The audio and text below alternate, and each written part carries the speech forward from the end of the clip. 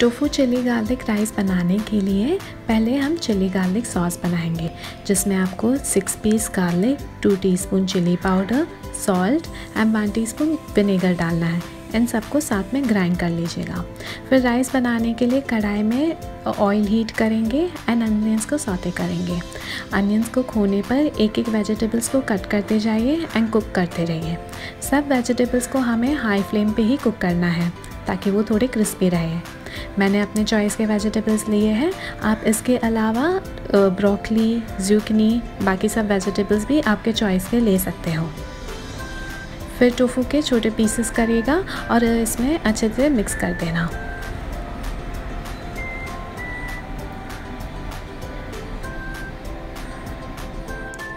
हमने जो chilli garlic sauce बनाया था वो भी इसमें डाल के पेपर एंड सोया सॉस भी डाल दीजिए एंड मिक्स वेल। थोड़ा टेस्ट करिएगा, अगर सॉल्ट कम लगता है तो आप डाल सकते हो एंड शुगर भी थोड़ी सी डाल सकते हो if you find it too spicy. फिर राइस को बॉईल करके इसमें मिक्स कर दीजिए एंड हो गए आपके चिली गार्लिक राइस रेडी।